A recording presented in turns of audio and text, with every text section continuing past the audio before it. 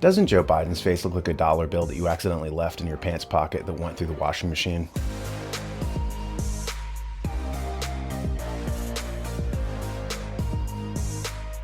Speaking of Joe Biden, though barely noticed in his State of the Union speech, he made a passing reference to a government program called Arpa-H. We launched the Arpa-H drive for breakthrough in the fights against cancer, Alzheimer's, and diabetes, and so much more.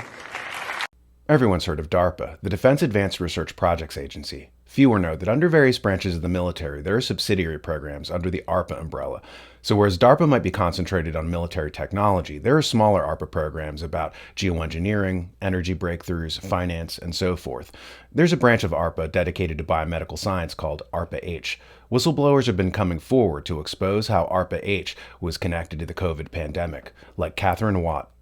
The basic idea is that public health has been militarized, and the military has been sort of turned into a public health front, or Potemkin village, such that they are using public health language and public health laws to actually carry out a military campaign. People like attorney Todd Callender tend to agree with her assessment.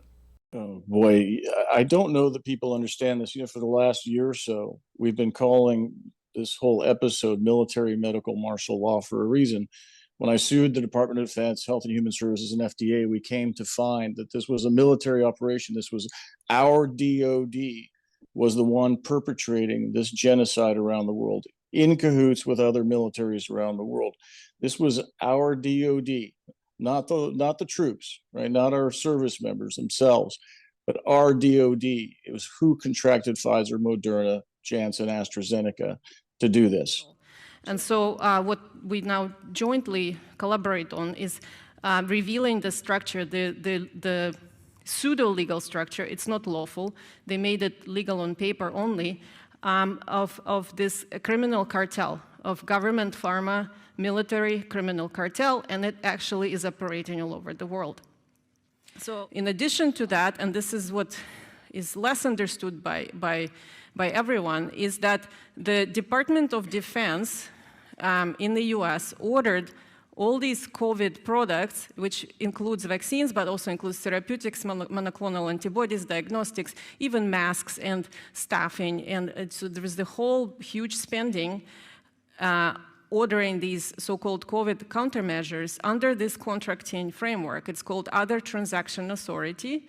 It was put in place in the 60s only for NASA, and now 11 federal agencies use it.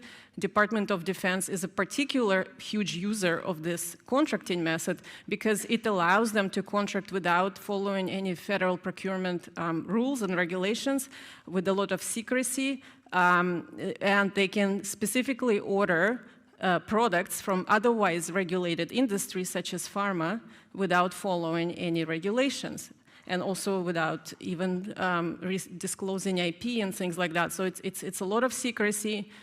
They typically use this framework to order weapons from defense contractors.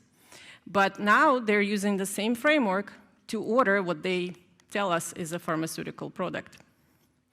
And finally, all this structure clicks into place when HHS Secretary, or the Department of Health and Human Services in the US, declares a pandemic or a public health emergency. And of course, they declared it immediately after the WHO declared it, based on 40 cases in 8 billion people in the world.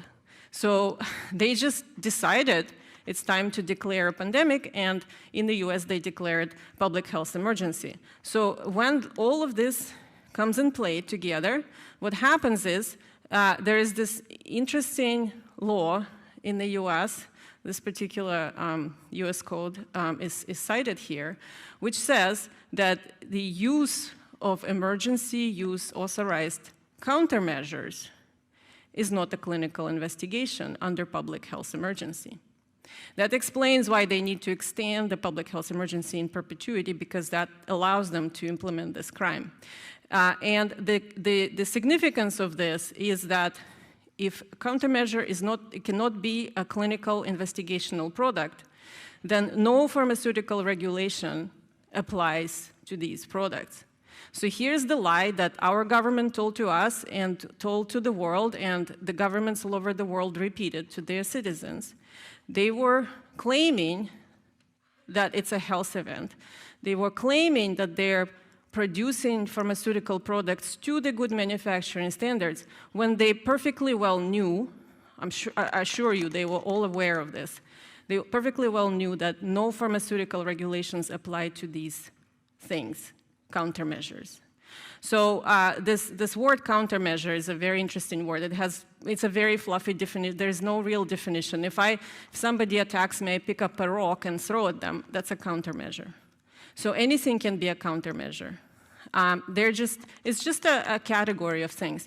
And so, but once they designate them as such, they're no longer pharmaceuticals. They're just lying to you that these are pharmaceuticals. They're actually not. In fact, when there was this famous case where Pfizer, or it was said that Pfizer or FDA didn't want to release clinical trial data for 75 years. Well, who was arguing in court on behalf of Pfizer?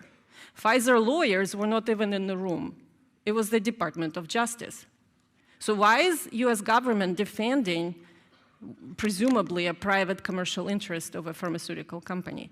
So here you can see that the pharmaceutical companies are a third level down. They're not in charge, but they're getting tremendous amounts of money to shut up and follow the orders and do as they're told. But the whole operation is run by the Department of Defense and the U.S. government. South Carolina Representative Nancy Mace recently revealed that she was in fact herself injured by these products. In dressing down the censorship board of Twitter, she laid emphasis on one essential point. Did the U.S. government ever contact you or anyone at Twitter to pressure Twitter to moderate or censor certain tweets? Yes or no? We have a program. Did the U.S. government ever contact you or anyone at Twitter to censor or moderate certain tweets? Yes or no? We receive legal demands to remove content from the platform from the U.S. government and governments all around the world. Those are published on a third-party website, and anyone can review Thank them. God for Matt Taibbi. Thank God for Elon Musk for allowing to show us in the world that Twitter was basically a subsidiary of the FBI, censoring real medical voices with real expertise that put real Americans' lives in danger because they didn't have that information. Yes, Twitter was a government-run propaganda platform masquerading as a private business. It had countless intelligence agents on its censorship boards, and they were essentially running the company under the Jack Dorsey period. He was completely powerless in what was supposed to be his own company. But he was made rich by it, so he kept his mouth shut. As time passes and events come more clearly into focus, we'll be tracking this. We're launching the New American TV, hosted by Rebecca Terrell. It's brand new, and she's foolish enough to allow me to come on and bloviate as a sort of color commentator. Check it out on thenewamerican.com.